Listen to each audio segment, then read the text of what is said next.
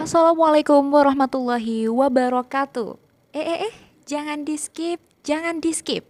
Kecaruk maning ambi ison ning podcast Mandua Banyuwangi. Senior Islamic High School to Banyuwangi, Great Dignity.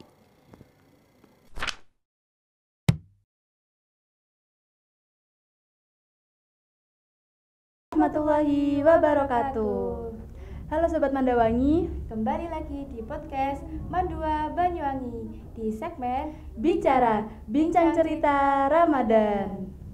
Gimana nih Kak Rizka kabarnya? Alhamdulillah. Buat teman-teman gimana nih kabarnya? Pastinya sehat selalu ya, karena di bulan Ramadan sendiri adalah bulan yang penuh keberkahan dan tentunya bulan yang paling istimewa bagi seluruh umat Islam. Ya, betul sekali. Jadi di episode kali ini kita akan bahas apa sih Kak?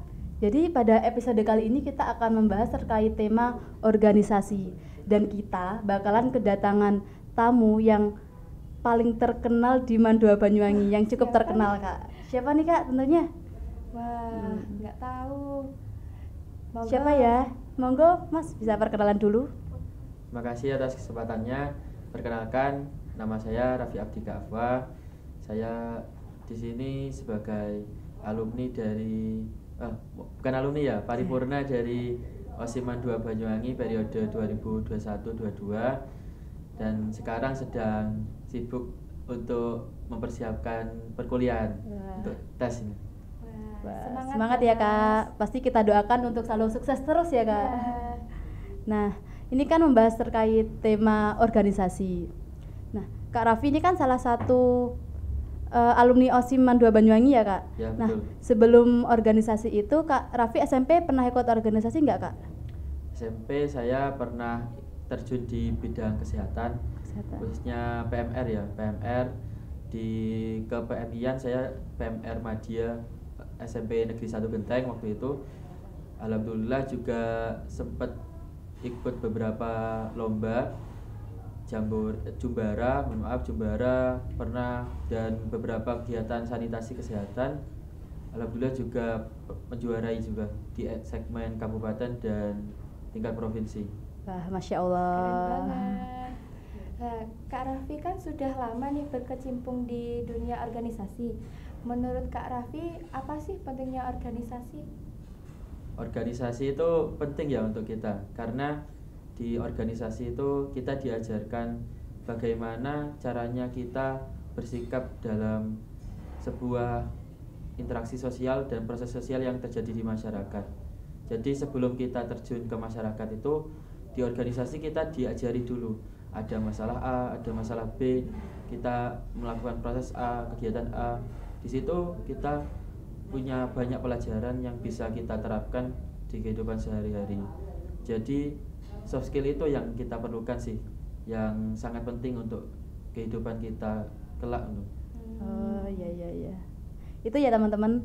Tapi untuk alasan dan tujuan Kak Raffi sendiri untuk ikut bergabung di organisasi itu apa sih Kak?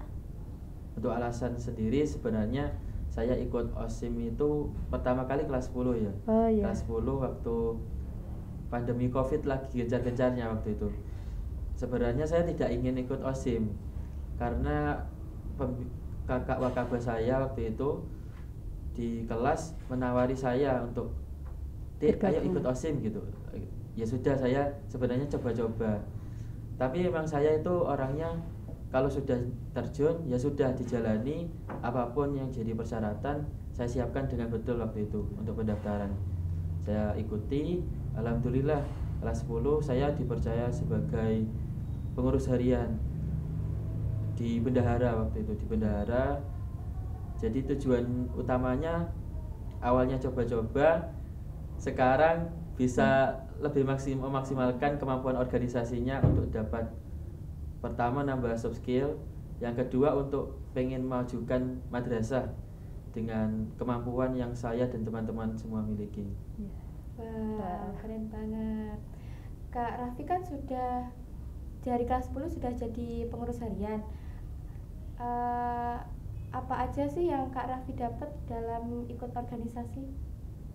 Banyak sih, gak bisa saya sebutkan satu-satu, tapi yang paling berkesan itu bagaimana saya untuk tidak guguan, tidak gugup dalam berbicara di depan umum, karena sebagai seorang ketua di organisasi, apalagi di OSIM, itu kita sudah makanan sehari-hari untuk memimpin rapat, untuk berbicara di depan umum, pidato dan sejenisnya, apalagi dalam mengorganisasikan anggota kegiatan itu bagaimana semuanya bisa berjalan dengan baik, dengan detail dan terstruktur, sehingga semua program kerja yang kita punya selama satu periode itu dapat berjalan dengan maksimal dan sesuai dengan apa yang kita harapkan.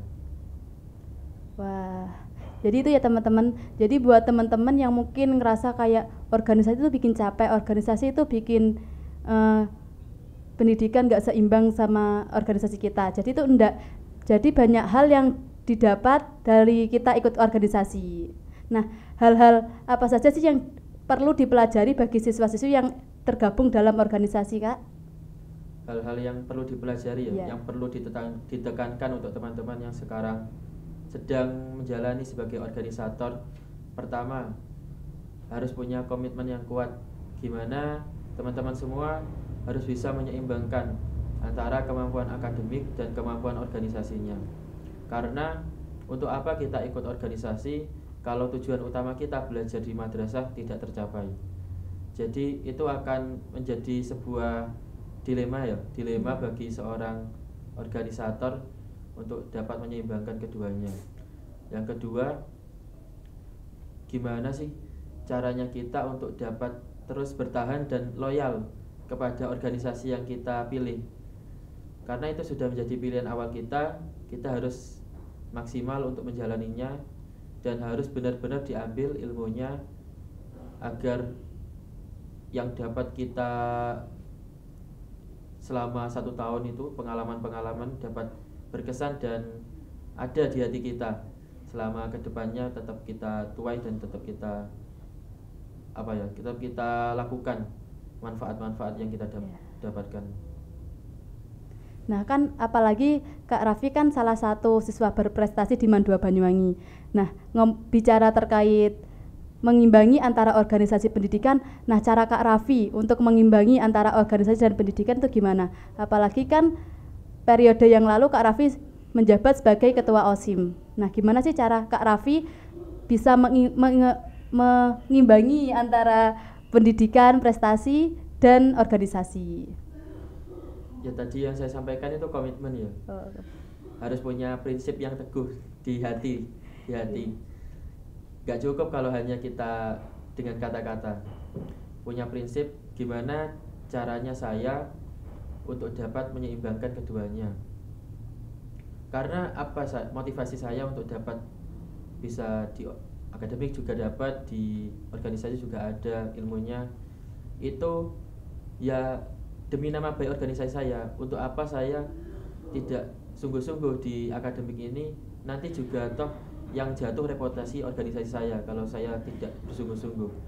Jadi karena hal itu dan juga karena komitmen, jadi saya membagi waktu rapat juga rapat, waktu kita belajar juga dibuat untuk belajar, ada tugas yang dikerjakan, ya sudah, semua tugas akademik kita tuntaskan semuanya satu persatu, tugas organisasi juga sama, jadi semuanya berjalan beriringan dan sukses semuanya, alhamdulillah. Alhamdulillah.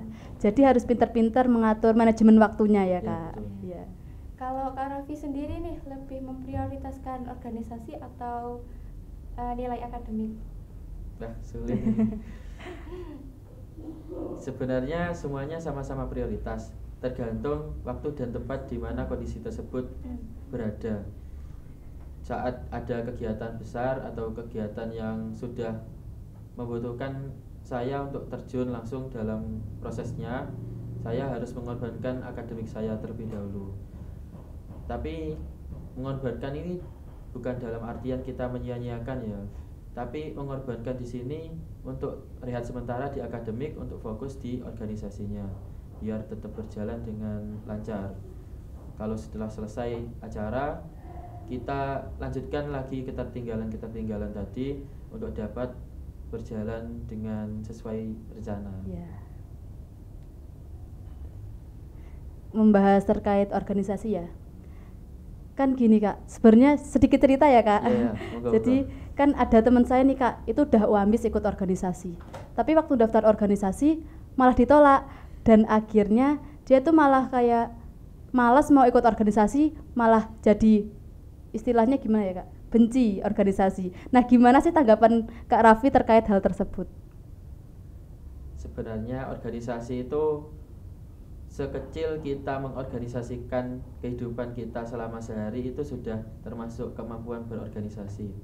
Jadi kalau memang dari teman-teman semua punya niatan untuk punya kemampuan organisasi yang baik, mulai dari diri kita sendiri. Kita coba atur schedule dalam kehidupan kita sehari-hari. Kita mau apa sih? Kita mau gimana gitu. Selama sehari itu juga sudah jadi kemampuan organisasi. Jadi jangan putus semangat untuk teman-teman yang belum bisa berkesempatan berorganisasi secara langsung. Teman-teman bisa mulai dari hal yang terkecil. Karena kalau sudah niat, tidak di organisasi pun bisa jadi. Dengan cara-cara yang sederhana dan mudah dipahami. Itu ya teman-teman, jangan lupa dicatat. Gini Kak, jadi kan Kak Raffi sudah lama nih di organisasi. Pastinya ada dong kayak perbedaan pendapat yang agak Ya pastinya ya Kak. yang agak menyeleweng gitu. Gimana cara Kak Raffi untuk menyatukan tujuan kan setiap karakter kan beda-beda, apalagi kan anggota OSIM kan banyak ya Kak. Gimana cara Kak Raffi contohnya sebagai ketua menyatukan teman-teman selalu kompak, kerjasama, itu gimana Kak? Kembali lagi di diri saya sendiri. Kalau gimana caranya menyatukan itu, saya sendiri yang harus mencontohkan gimana saya harus datang tepat waktu, gimana saya harus menghargai perbedaan pendapat itu. Jadi apabila suatu saat ada perbedaan pendapat, saya yang harus bisa menengahi, dan sebelumnya saya karena sudah mencontohkan, pastinya anggota itu akan sedikit respect lah. Jadi sebagai ketua organisasi dan untuk mengatur anggota organisasi apabila ada perbedaan pendapat, ya diri kita sendiri harus mencontohkan gimana untuk menghargai orang lain. Dan pada saat terjadi hal yang seperti itu, pertama sebagai ketua itu harus tenang ya, nggak boleh gugup, nggak boleh gegabah dalam memutuskan. Diterima dulu sih ada pendapat apa saja sih dari mereka. Coba sebagai ketua itu apa sih positifnya dari pendapatnya si A, si B, si C gitu. Kalau bisa kita satukan, kita putuskan nilai tengahnya, kan semuanya dapat, semuanya bisa menerima gitu. Jadi itu sih kemampuan untuk kita menerima, tenang, kita putuskan secara perlahan, diskusikan dengan teman-teman yang berkaitan dengan permasalahan, insya Allah semuanya akan selesai. Begitu. Kan di tiap kegiatan atau event-event organisasi pasti ada evaluasi gitu ya Kak? Ya betul. Pentingnya evaluasi bagi Kak Raffi sendiri itu apa sih? Penting banget karena nggak luput dari kesalahan ya. Meskipun kita sudah bekerja secara benar dan sesuai aturan, pasti ada 1-2 hal yang membuat diri kita atau organisasi itu melakukan sedikit miskonsepsi gitu, dalam melakukan kegiatan. Ya itu tadi, dalam evaluasi itu kita tahu apa saja yang perlu kita perbaiki dalam merancang acara kedepannya. Apa sih kemampuan yang salah, apa sih perilaku kita yang salah dalam menjadi panitia yang harus bisa diperbaiki gitu. Jadi dengan evaluasi kedepannya harapannya bisa menjadi lebih baik dalam menjalankan kegiatan, dalam menyusun program kerja, dan dalam memenuhi aspirasi warga Mandua Banyuwangi. Jadi banyak banget yang didapat dari kita ikut organisasi ya Kak. Ya. Contohnya gini, sedikit cerita ya. Kan di organisasi kan pasti ada bikin proposal ya Kak. Nanti itu di kelas 11 tuh ada materi proposal dan kita disuruh buat proposal. Nah jadi yang anak organisasi itu langsung bisa gitu loh Kak. Jadi yang teman-temannya belum bisa, kita bisa duluan. Jadi banyak banget yang didapat melalui ikut organisasi. Nah, kan pada kali ini kan bulan Ramadan. Ngomong-ngomong, tahun kemarin waktu bulan Ramadan, waktu periodenya Kak Raffi ngadakan apa aja sih, Kak? Banyak sih kalau bulan Ramadan waktu itu. Namanya Mer. Mandawangi Expo Ramadan. Oh. Mungkin untuk adik-adik yang sekarang kelas 10 belum tahu ya, karena masih kelas 9 waktu itu. Mer itu sebenarnya gantinya acara ulang tahunnya madrasah. Milad Mandawangi. Milad Mandawangi, karena masih pandemi, masih terkendala kan kita dalam penyelenggaraan. Jadi gimana nih caranya biar teman-teman semua bisa ada ajang untuk berkumpul bersama dan bisa tetap ada nuansa-nuansa kewirausahaannya di suasana Ramadan. Karena kan milad sudah lewat di bulan Februari, jadi kita tidak bisa berlakukan lagi. Kita ada inisiatif untuk mengadakan mer, ada bazar di situ, ada bakti sosialnya, ada kegiatan apalagi ya, kegiatan tausiah bersama, buka bersama. Itu kita kemas dalam sebuah kegiatan sehingga warga Mandawangi itu meskipun pandemi, meskipun Ramadan, tetap merasakan kebersamaan, rasa-rasa kewirausahaan dan